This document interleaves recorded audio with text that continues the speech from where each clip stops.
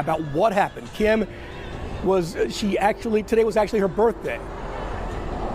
Yeah, it was. Sabrina Walker's family says she would have turned 57 years old today. She was also set to open her business here, Groomsmen Atlanta, and her daughter still wanted to have the grand opening today in her honor. Now, the GBI says Douglasville police officers got called to Little Brook Way just before 9:30 last night and found Walker lying in the yard outside of her home. I literally brought a knife to a gunfight. I couldn't do anything. He could have took me with her. So as much as I wanted to save my mama, I'm happy I'm still here with all my sisters. It could have been worse, so I'm just blessed to be here. So like, what do you do when the person you said I do to becomes the person you gotta run from? Sabrina Walker got her answer on October 4th, 2025. She straight up ran out of her own house, into her own front yard, running from the man who was supposed to have her back. But here's the thing, running ain't always enough. Not when he got a weapon, not when your safe place becomes a nightmare, and definitely not when the night before everything you worked for was supposed to pop off becomes the night everything stops. Douglasville, Georgia, 56 years old, 4 daughters who loved her, one dream she was this close to seeing through, and a husband with a gun. Late that night, what jumped off as an argument inside a home on Little Brook Way ended with a woman lying dead on the ground, her husband shot by the police, and a whole community asking that same question we always end up asking: how in the world did things get this bad? Before we get into this story, do me a favor real quick. If you're new to Serial True Crime, go ahead and hit that subscribe button. We cover stories that matter, stories that need to be heard. And if you rock with what we do here, tap that like button too. It helps more people find these stories. All right, let's get into it. Sabrina Walker was a mother, a businesswoman, a woman with real plans. And by the time that night was done, all those plans died right along with her. Let me put you on to who Sabrina really was, because her story matters way more than just how it ended. You feel me? Listen, Sabrina wasn't just out here surviving. She was building something real. The woman owned Groomsmen Atlanta barbershop and had been grinding hard toward opening up a brand new salon right there in downtown Douglasville. Not next month, not sometime next year, the very next day. October 5th was supposed to be her grand opening day. And check it, it wasn't just about business either.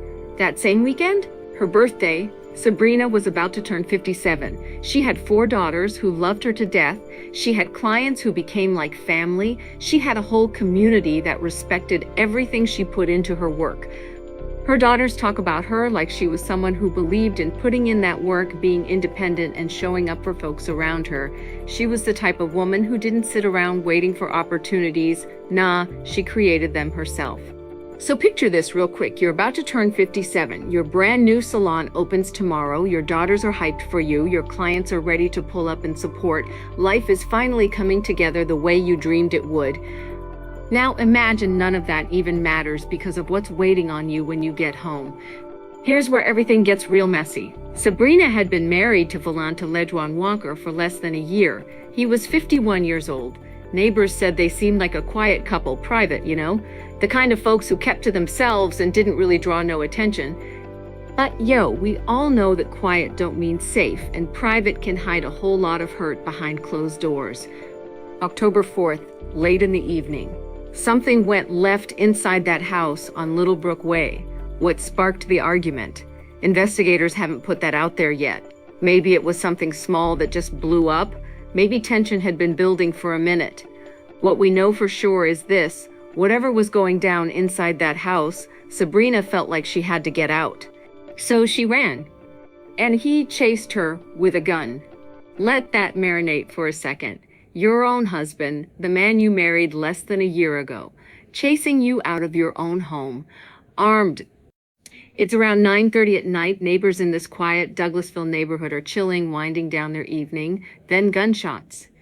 Multiple shots right there in the front yard. When police rolled up on the scene, this is what they found. Sabrina Walker, 56 years old, lying dead on the ground. And Volanta Walker, her husband, still standing nearby, still armed. Officers immediately told him to drop the weapon. He didn't.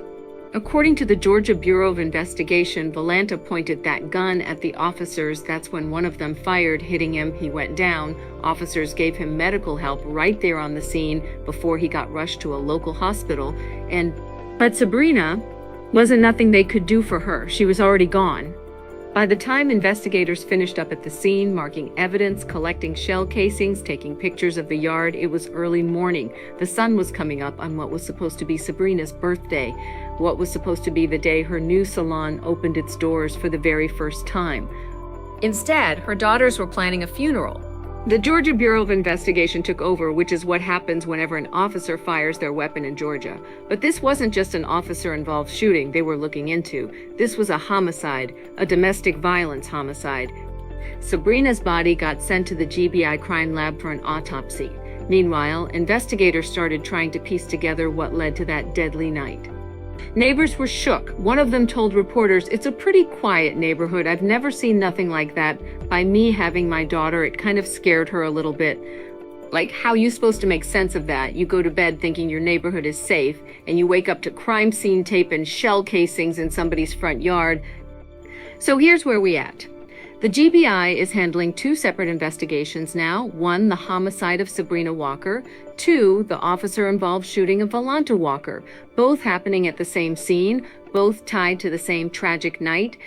But let's talk about what investigators were trying to figure out. What pushed this argument to the point of murder? What was the breaking point? Family members and friends were just as confused as everybody else. They told reporters they never saw no clear warning signs, nothing that was like, yo, this is about to turn deadly. And that's the thing about domestic violence that people don't always get. It don't always announce itself. Sometimes the danger stays hidden until it just explodes. Authorities confirmed that the shooting started with a domestic dispute, but they haven't put out specific details about what the argument was even about. Was it jealousy, control, money? We don't know. What we do know is that whatever it was, it cost Sabrina her life. Now, let's talk about Volanta Walker. 51 years old, the man accused of killing his wife. So far, no official news outlet or public record search has turned up any prior criminal history on him. No arrests, no restraining orders, nothing on paper that would have warned anyone this was coming. Investigators haven't said whether Sabrina and Volanta had any children together. What we do know is that Sabrina's 4 daughters were from relationships she had before. Those daughters are now left without their mother, without answers, without justice, at least not yet. While Volanta stayed in the hospital recovering from the gunshot wound, investigators kept working, processing evidence, talking to witnesses, building a timeline.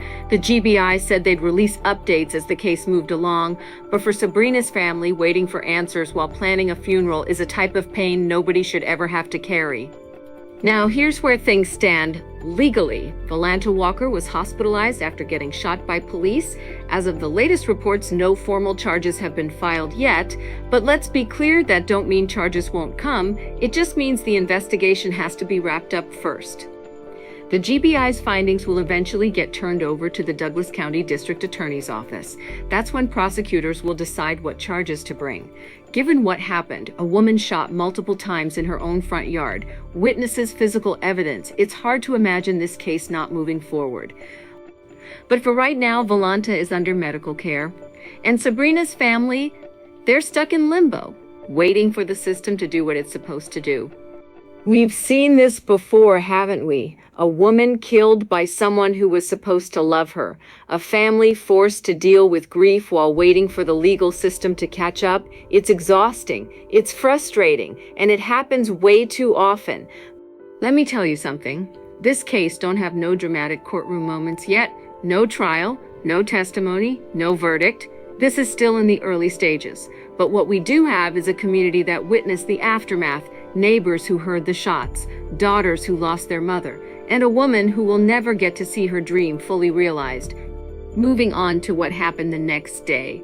Because this part right here, this is powerful. Yo, October 5th, the day Sabrina was supposed to celebrate her 57th birthday, the day her new salon was supposed to open, her daughters had a choice to make. Do they cancel everything? Do they shut it down and grieve in private? Nah. They opened that salon. They said they wanted to honor their mother's dream instead of letting her story end with tragedy. And honestly, that takes strength most of us can't even imagine. To push through that kind of pain and still show up, that's love, for real. Supporters filled the shop. People from the community came through to offer condolences, prayers, and support. They came to celebrate Sabrina's life, not just mourn her death. They came to remind her daughters that their mother mattered, that her work mattered, that her dream wasn't going to die just because she did. One of Sabrina's daughters told reporters she would be taking over the business for her mother. Think about that for a second. Your mom gets murdered the night before her grand opening, and you still walk into that salon, turn on the lights, and carry on her legacy. Period 12. That ain't just resilience, that's a testimony to who Sabrina was as a mother. She raised daughters who knew how to honor her even in the middle of unimaginable grief. Let's zoom out for a second and talk about what this case represents beyond just one family's tragedy. Douglasville is a community like so many others, quiet streets, working families, people trying to build better lives for themselves. And then something like this happens, and it shatters that sense of safety. One neighbor said it best when he talked about how it scared his daughter, because that's what violence does, especially in places where people don't expect it. It makes you question everything. Makes you wonder who else might be hiding pain behind closed doors. But here's the other side of that. When tragedy strikes, communities got a choice. They can turn away or they can show up. Douglasville showed up. They showed up to that salon opening. They showed up for Sabrina's daughters. They made sure that even in death, Sabrina Walker was not forgotten. And that matters, because domestic violence thrives in silence. It thrives when we look the other way. When we say, that ain't my business, or I didn't want to get involved. But when a community says, we see you, we remember you, we won't let your story be erased, that's when change starts to happen.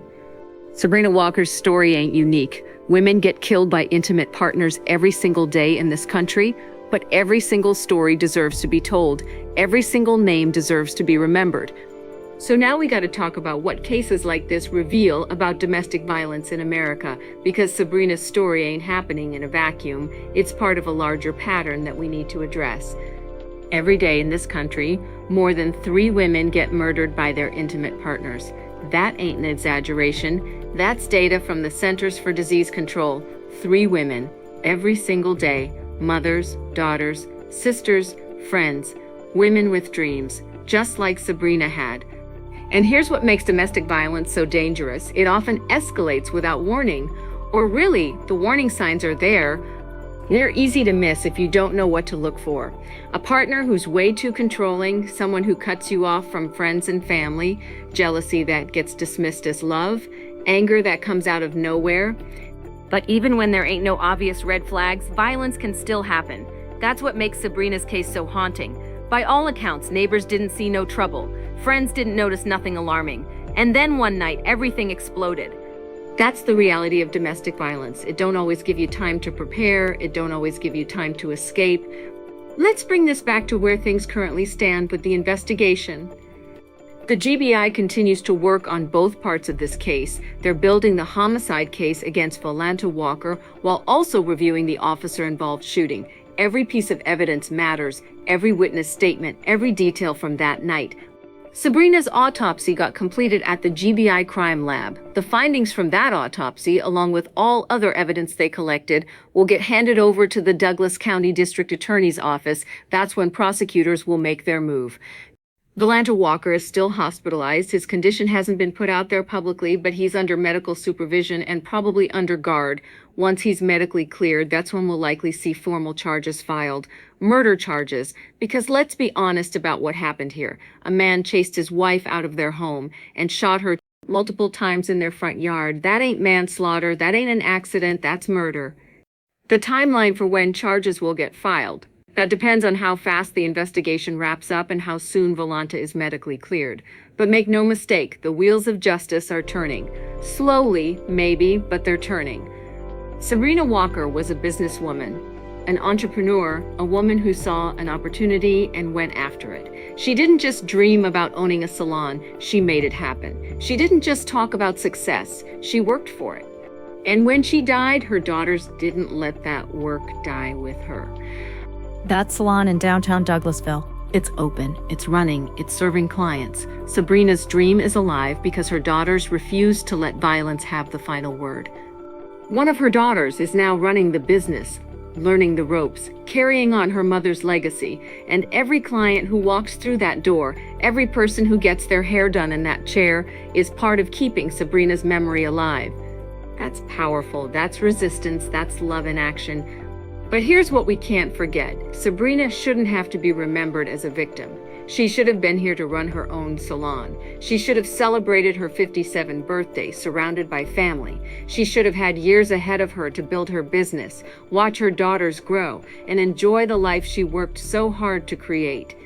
Violence took that from her.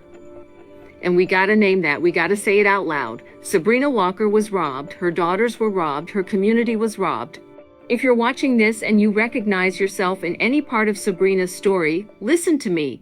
If you're in a relationship where you feel scared, where your partner's anger got you shook, where you've thought about running but don't know where to go, please reach out. Call the National Domestic Violence Hotline at 1-800-799-7233. That's 1-800-799-SAFE. They're available 24/7. They can help you make a safety plan. They can connect you with resources in your area.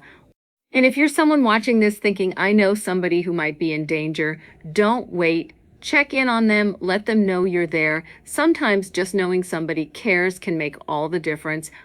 Domestic violence don't just affect the person being abused, it affects children who witness it. It affects families who lose loved ones. It affects communities that have to pick up the pieces. We got to do better. We got to create spaces where people feel safe enough to ask for help before it's too late. We got to believe women when they say they're scared. We got to take threats seriously. A mother, a businesswoman, a dream chaser, that's who Sabrina Walker was. She built something from the ground up. She raised 4 daughters who loved her enough to honor her even in death.